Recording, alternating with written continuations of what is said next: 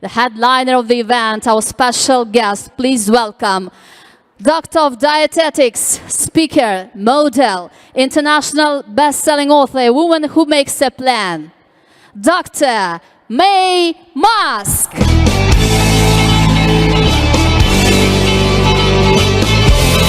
Welcome to Uzbekistan. Thank you so much.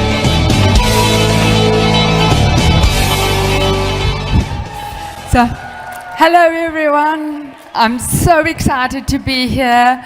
Thank you, Central Asian University, for inviting me to Tashkent. It is my first time in Uzbekistan, and I'm having a wonderful time. A tour yesterday of all your sites, and it was just fabulous. I cannot believe how creative people are, what wonderful art you have, and pottery and tiles and clothing and everything. So thank you again. And I'll sit down here. So pretty much they wanted me to come here because they wanted me to speak to the women in Uzbekistan. But every woman I've met has been confident, smart, stylish. So what am I going to say?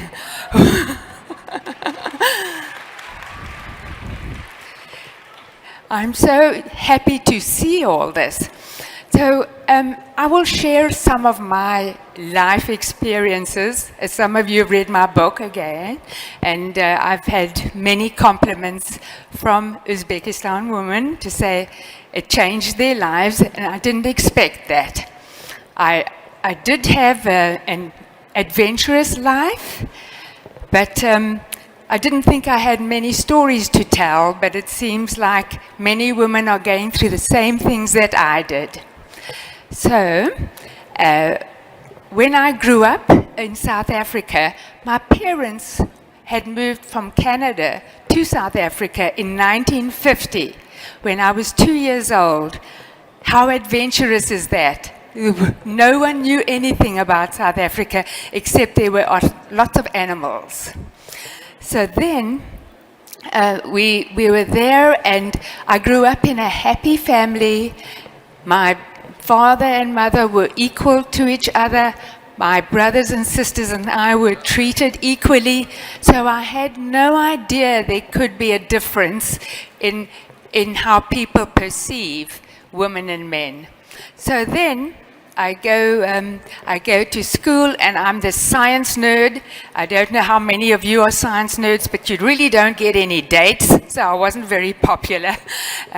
My twin sister had a lot of dates, but I had to accompany her because she was until she was 16. So I decided that I would study in the sciences. But the weird thing was, when I was 15, I was asked to model, and I couldn't think why. And then I started modeling, and I found out that if I wear pretty clothes, they will pay me. And I thought, this is great. But I knew it was temporary. And who knew at 75 I would be wearing high heels like this in Uzbekistan.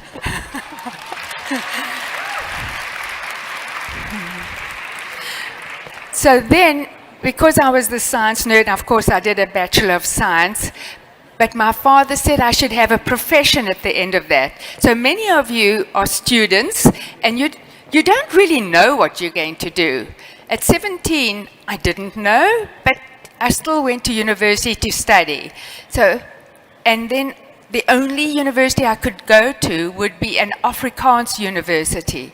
So I had to learn to speak Afrikaans while I do physics, chemistry, physiology, biochemistry. And many of you may not might have the university's language as a second language. So you really have to learn a new language while you study, which means you also don't have a life. Because you're trying so hard to get through your studies. So again, it is worth it. At 21, I was a dietitian. And then at 22, I got married and had 3 children in 3 years. And for women who want to have a career, you still need to have your babies because they bring you the greatest joy in your life. And they did. I couldn't believe how wonderful it was and how wonderful it is now to be a grandmother of many. And so then your career does go on hold when you are spending your time bringing up children, because if you don't look after them, especially boys, they fall off tables, they knock their teeth out, they somehow are very adventurous, they fall out of trees. So you need to really watch them, and it's still worth it to put your career on hold for that. And then as they become more independent, you can start getting back your career. So as when my first son, I have 3 children, Elon, Kimball, and Tosca. And so, I know everybody knows about Elon.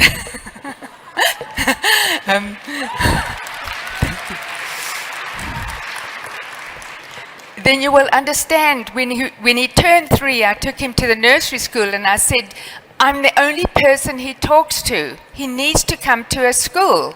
And they said, but he's too young. I said, but he's a genius.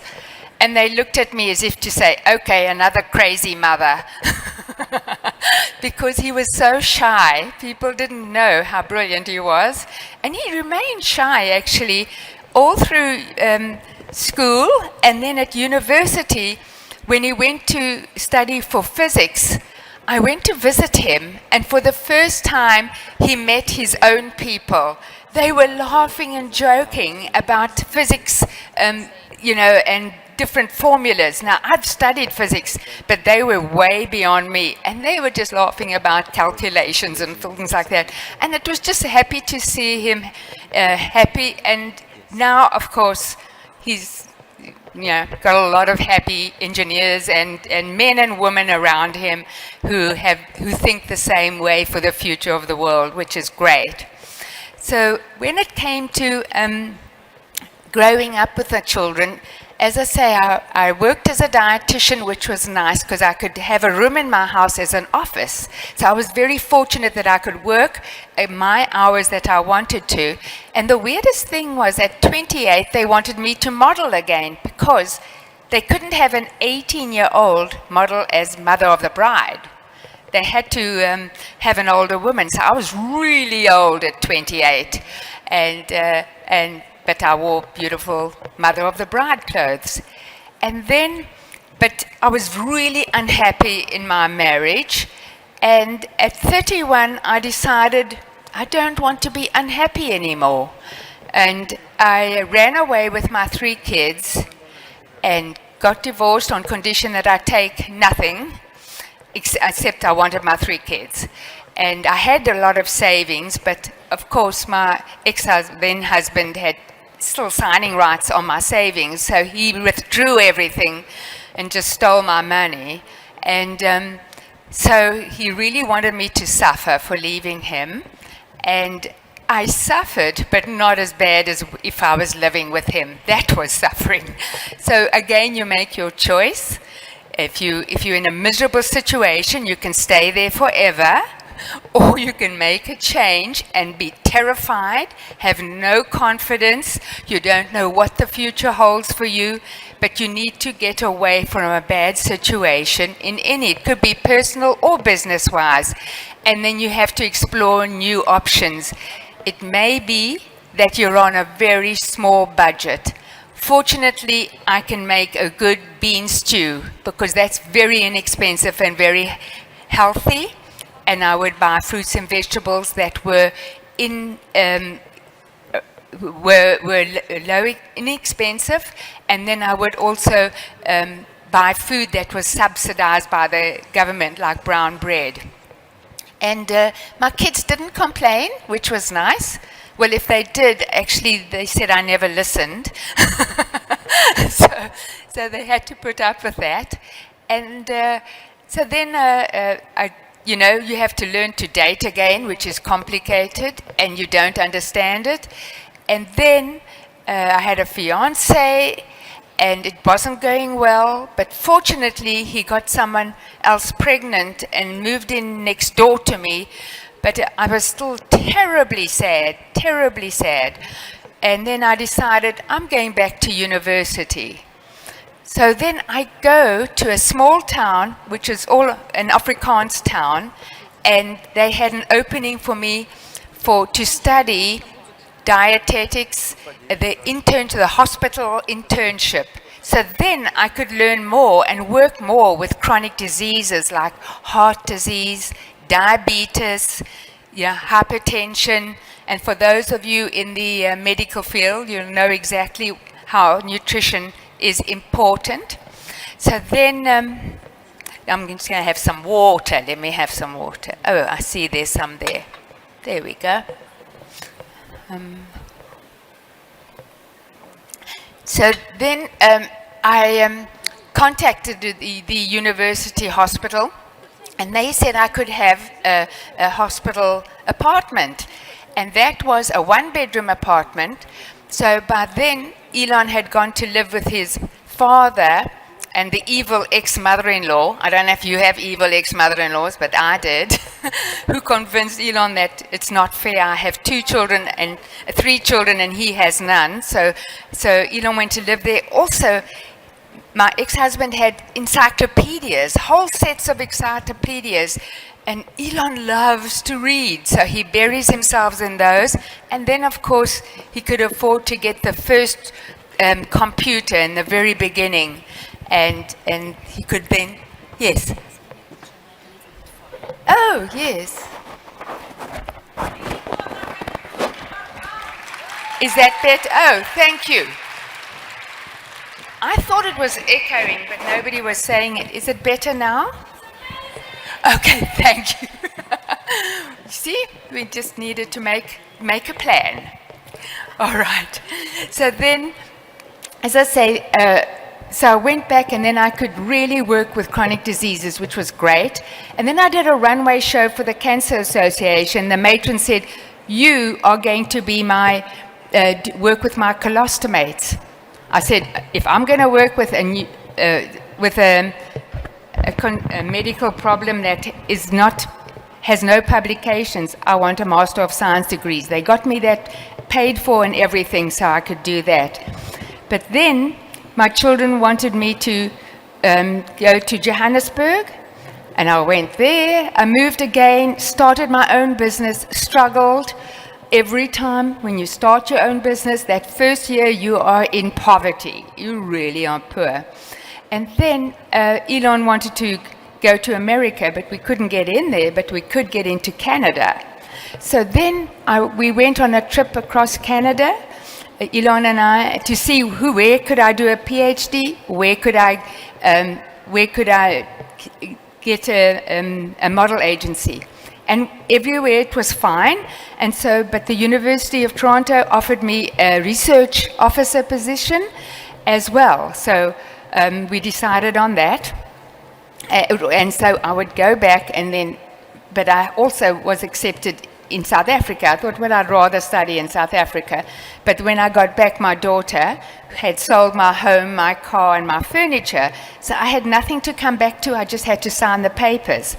And I said, why did you do that? She says, you said you wanted to go. Why delay it? Can you see? However, my funds were blocked. So we went to Toronto, and there we had to we got a rent-controlled apartment. We cleaned it up, and I lived there for 7 years. So is this still bouncing a bit? Okay. So then it was, fortunately, I mean, my children were used to me being very frugal with food, as well as my daughter worked in a grocery store, and when food is nearly expired, the staff could buy it at a very low cost, so that helped. We never went to dinner, we never went to the movies. That was fine. We all got jobs, that we worked hard. And then in South Africa, I was the first president of the Consulting Dietitians of South Africa. And in Canada, because I worked so hard as a dietitian and dedicated myself to the profession.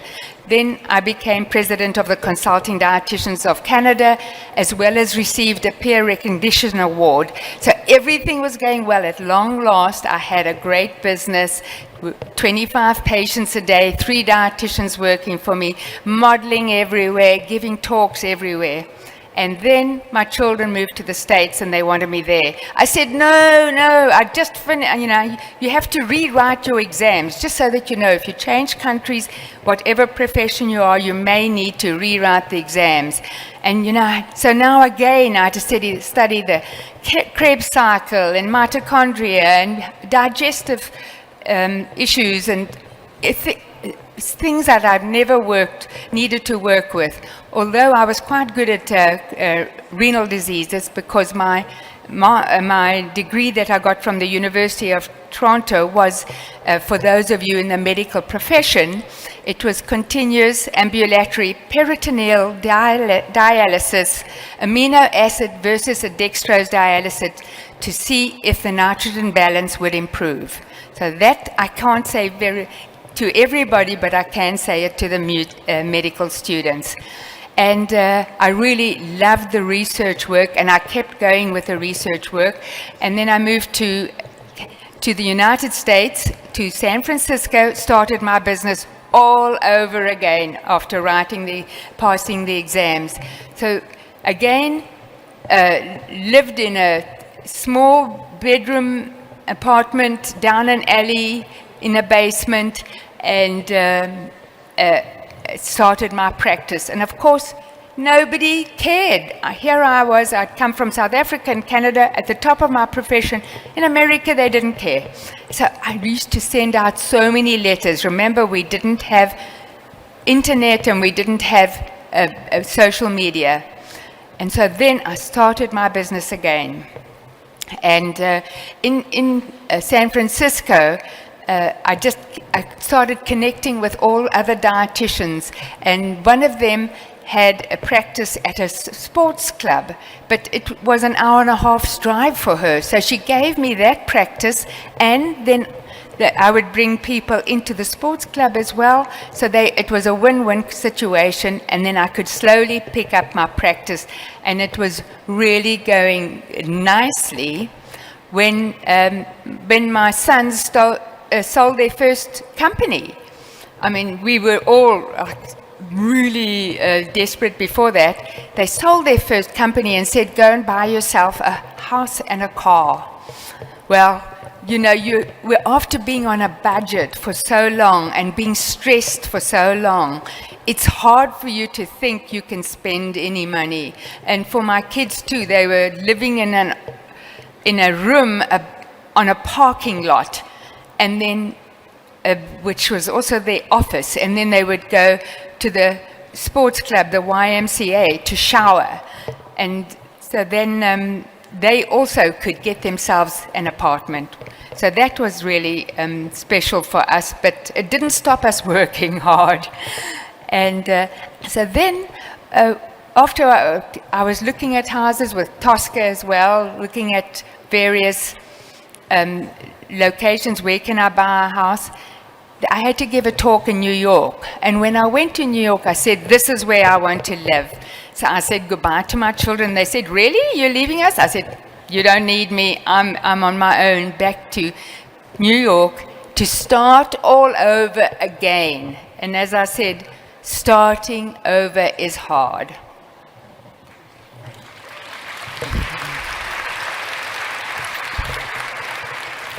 So then fortunately, I had met some dietitians, and they would refer patients to me, especially if it was in my area. And so then I slowly built up my practice there. And then I'd been modeling in San Francisco as well, but it's a small town, so there's very little there. But in New York, there was the big modeling contracts are. However, there was competition. I'd never had competition. I was 50 years old when I moved. So just to let you know, when you're 50 years old, you can still start your own business. And it was, I had to line up. And not only that, but for many jobs, you didn't have to be tall or a model. You could, many actresses would line up in the same jobs as me. So sometimes there'd be 300 lining up to get a job. And I would get 1 out of every 20, 1 out of every 20 auditions. And it's because I wasn't what they were looking for that advertisement or fashion. And if I didn't go to those 20 auditions, I wouldn't get the one job. And so then I said, I remember seeing a friend, and she'd just been fired from her agency, and she said, I said, so what are you going to do now? And she says, I'll put it out into the universe. I said, yeah, you could do that, or you could send out your resumes and start meeting with people. You know, things don't just happen. You really have to make it happen. So then I built up my practice in New York, and I was modeling, did some great campaigns. And then my daughter was having twins. So I was helping her when I would go there. I would help her sort out her apartment and visit her and see how she's doing. And then I would fly back and then, work with my practice. And then when she was going to have the baby, she says, can you come while I'm having the babies? And I said, okay, so I fly in to help her. Because, family first. My kids can, when they want me specifically, and there's a few things coming up now, I will not book any jobs or any patients. So then I said, okay, I'll come and I'll help with her. So the babies are born, and she says, aren't they adorable? I said, yes. You can't leave us. You must sell your apartment in New York and start all over again. I said, no, I don't want to start again, because now I'm 63 and I have to start a business again. So if you're 63, you can start a business again. So,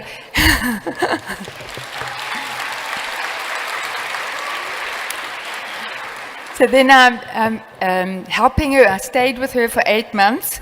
And then I moved, sold my apartment in New York and bought an apartment near her. Now again, she would like me to live next door to her, and your children will say the same.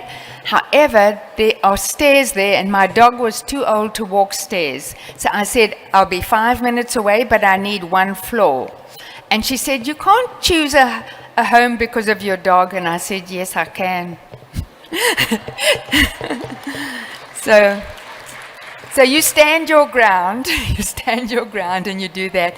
But it was nice because, well, first of all, she was working in the film industry, and she wasn't liking it so much because the movies always had women who were abused or violated, and it was always sad, and it was horrible endings. And she said, I don't like making movies like this anymore. So she started her own company called Passionflix. And this is taking best-selling romance novels and making them into movies. And the authors of these novels were so excited because nobody wanted to make romance movies. And in the movies, the women are the leads, female directors, mainly her, but other female directors. The women are not violated, and it has to have a happy ending. And so I'm so proud of her. I think she's done 25. There's another premiere coming up in 3 weeks. I have to go to that. And then, so she just really believes that women not only are equal to men, sorry men, but they are even better than men in many instances. And I think the men here agree because they brought a woman in to talk. Thank you. Thank you to the men who are here.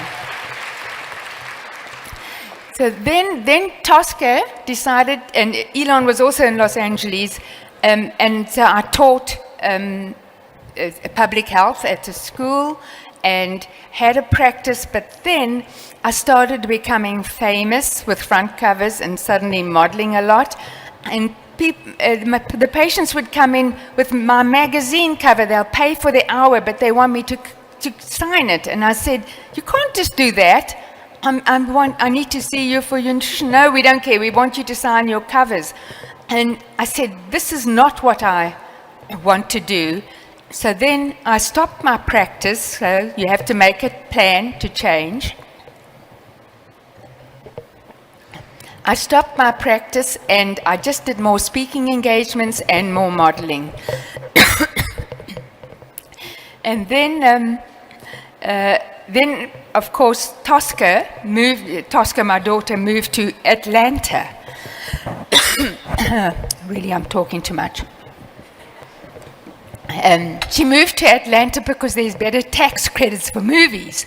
So she wants me there. I said, no way, I'm going back to New York. So then, how old was I? 72. I moved to New York and start my business again.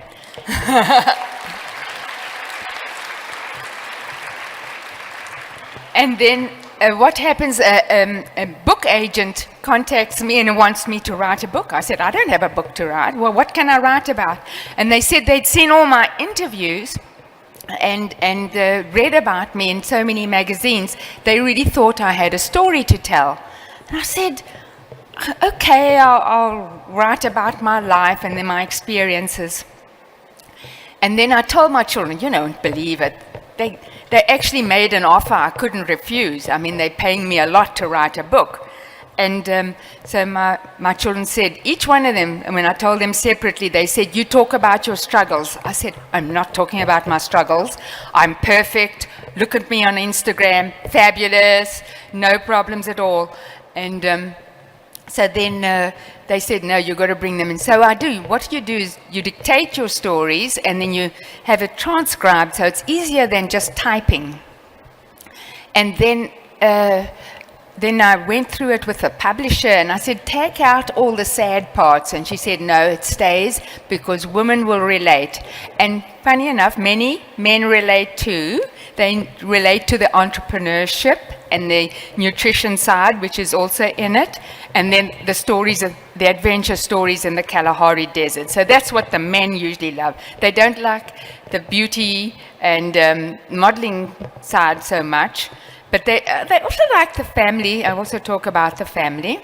And talking about the family, Kimball, my youngest son, now he went to study business. And he had that degree, worked with Elon, then started his own businesses.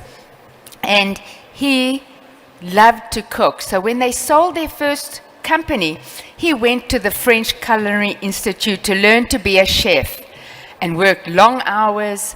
And at 11 at night, I would have dinner with him when he came off his shift. And now he's opened restaurants, and now he has a cookbook coming out in 2 weeks. So I have to be ready for his book launch party as well as all his media interviews. So there you go. So you see, my children book out my time so that I'm with them. And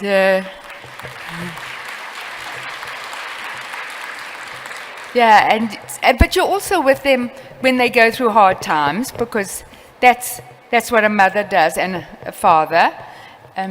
So you will be with them. There's a lot of good times, but there will be some sad times or hard times, and you have to be there to support them. And that's what I'm ready for. I will drop everything for my kids. So then, I move back to New York and doing mainly speaking engagements and modeling. And then the book comes out, and suddenly it just goes worldwide. I mean, it's in 32 languages and 100 countries, and it's in Uzbek, which was so fabulous. When I got the contract, and it was a year or two ago, I saw, ooh, Uzbek, what's that? And then I looked it up and I said, oh, some beautiful places to visit in Uzbekistan. But I thought how forward thinking of them that they would need a book like mine. So that was very special. And then you know, you just keep on going, and my speaking engagements are doing so well, and modeling, I'm front covers, doing a lot of covers, you know. I just don't know how I can do better than I'm doing now, because I fly around the world, I meet fabulous people, life is good, and my children are in a good space. So you just don't know where life takes you. And you need to always, when you're down and out, and I was down and out many times and had no confidence, you have to turn to your friends and your family. I didn't. I tried to handle it all myself. But when my family read my book, they said, "Why didn't you tell us you were struggling?" And I said, "I didn't think I should share that with anybody." So just for you who need a little help, find good friends and family.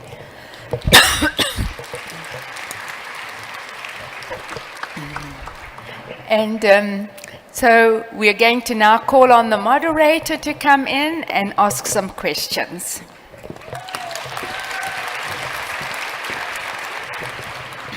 Thank you very much, and thank you for letting me getting involved in your communication with the audience. I really have some questions. Okay. So we know that you are one of the most successful women in the world, and you are a role model for a lot of people. But a man is such a creature who is always searching. So are there any goals and dreams that you still want to achieve? Well, I believe I'm going to be invited back to Uzbekistan, because there's 2 cities I have to go to. Everybody talks about them as well, but I had a great tour yesterday of beautiful areas in Tashkent. And, but I just love exploring the world. So whatever, there's a lot of fabulous jobs coming up this year, and I will be carrying on, just making women know that they can make changes and improve their life if they need to. Unless it's perfect, that's fine, but if they need to.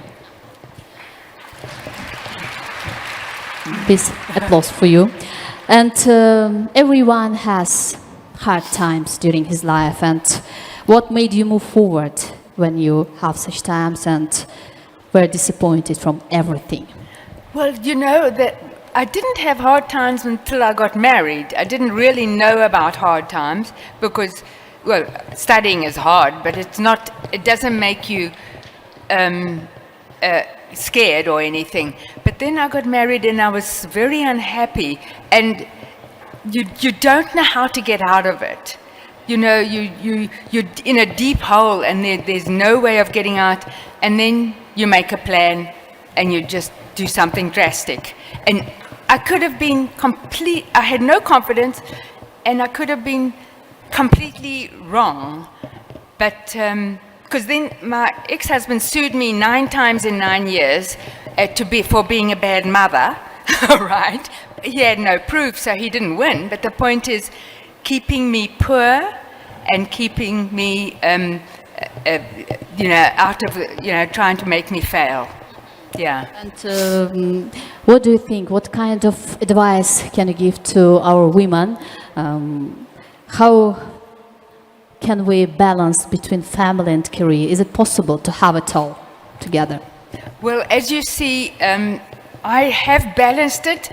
I would say my children didn't see much of me much of the time, but then, especially when they became later teenagers, but then they all got jobs because it was boring.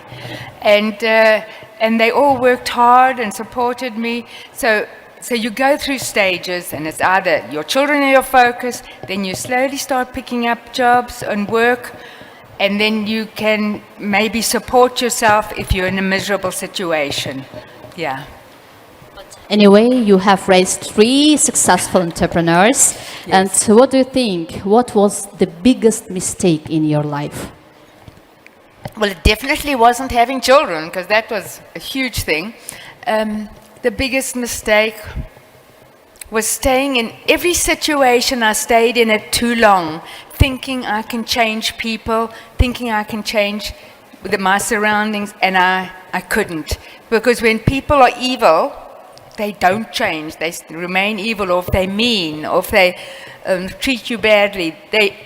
You need to, when you're with people, with a partner, you need to say, are they treating me the same way as I would treat them? Because you are kindly making them some food. Are they helping you with it, or are they complaining about the food? So again, if they're complaining, maybe they should make the food so you can complain, just to reverse the roles. So again, that doesn't always work for everybody. Obviously, I wasn't successful in relationships, but you know, you just need somebody who's kind to you. Who did you want to be in your childhood, and did you achieve all your childhood dreams? Well, you know, in my childhood, I was just in this happy family home. I was really good at school, so that wasn't a problem. I was terrible at sports. I would practice every afternoon, you know, to try and get into any team. And then my twin sister would just turn up for the finals, and she would be the top one, because she was bad at schooling and she was really good at sports. So you can't be good at everything, and I was very proud of her.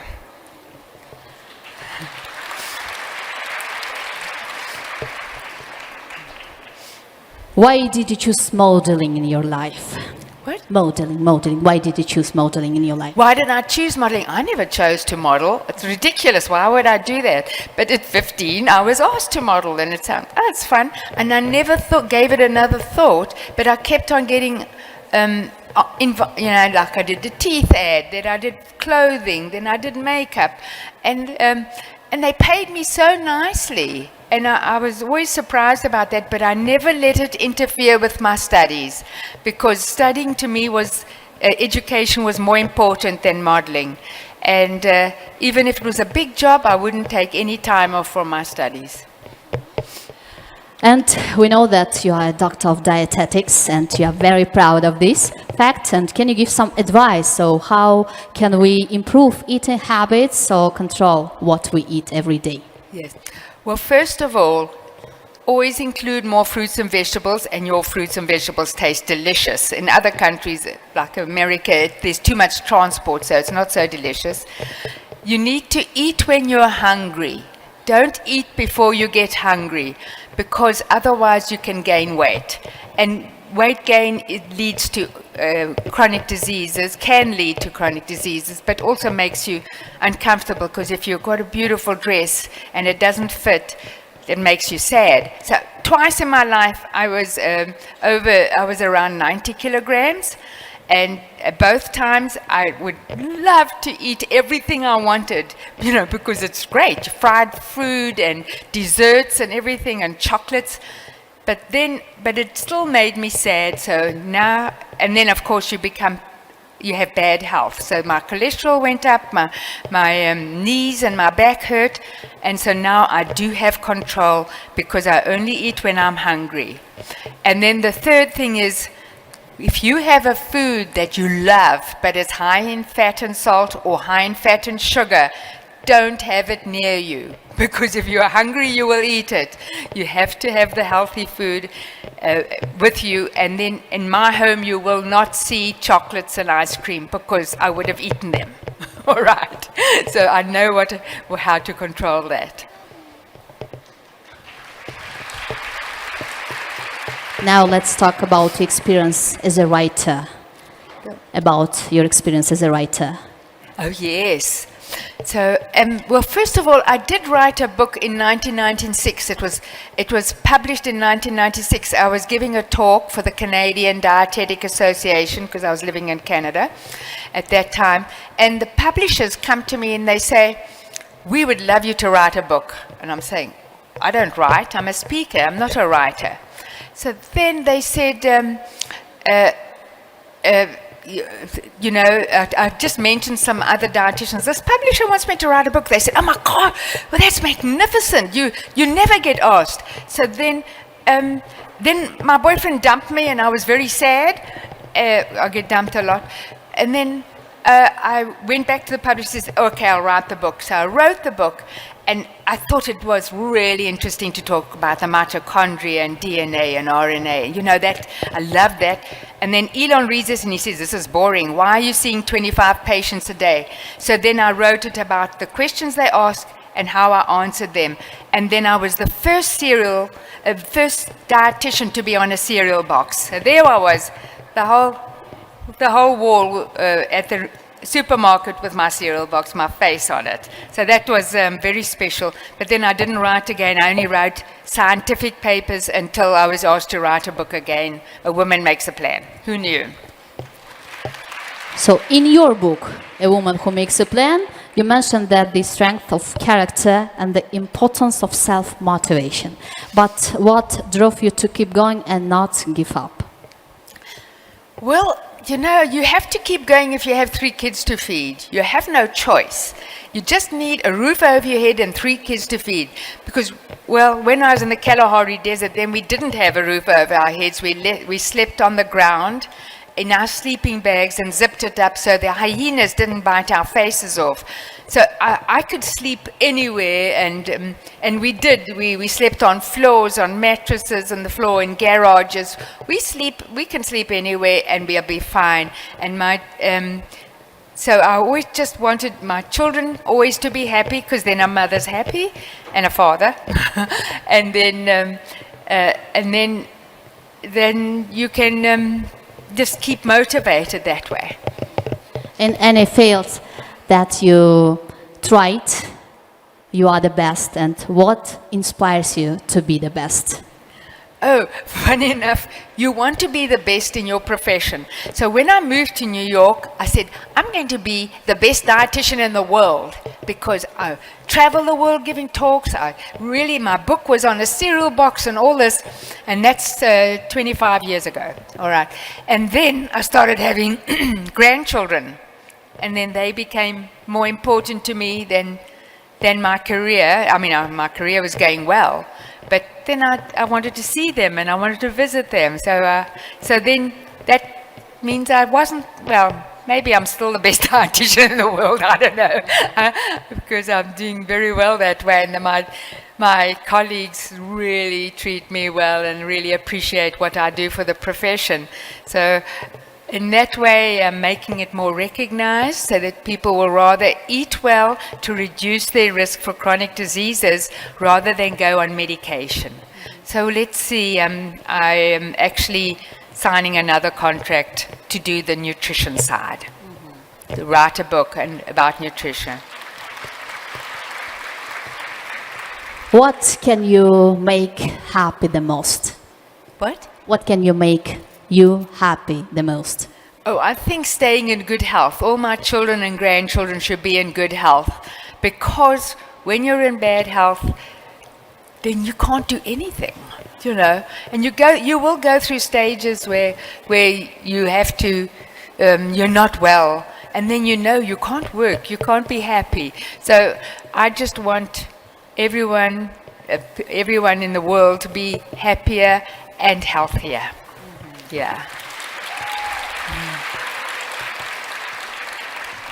And I think everyone wants to know, what is the key of your success? Do you know, I think I had good parents who gave me a good example, and they worked really long hours. They were always polite and honest and caring, and I think that's what I would say my 3 children are doing really good things for this world and for the universe and for Mars. But I'm so happy that they're all taking on professions that will make the world a better place.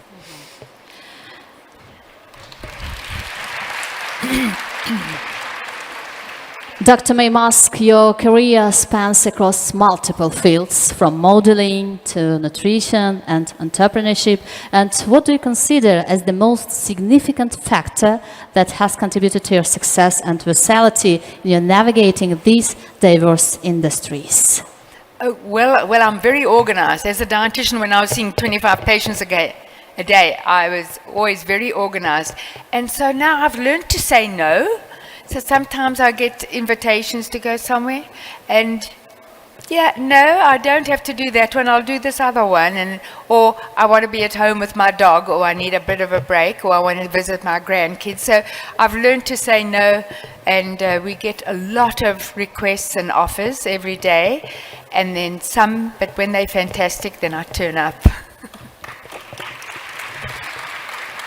Thank you very much for your answers. Thank you for being with us. It was a great pleasure to have you here today, and we hope to see you again in our country. Thank you. And on behalf of Central Asian University team, we would like to present you flowers, such that would be beautiful as you beautiful. are. Yes.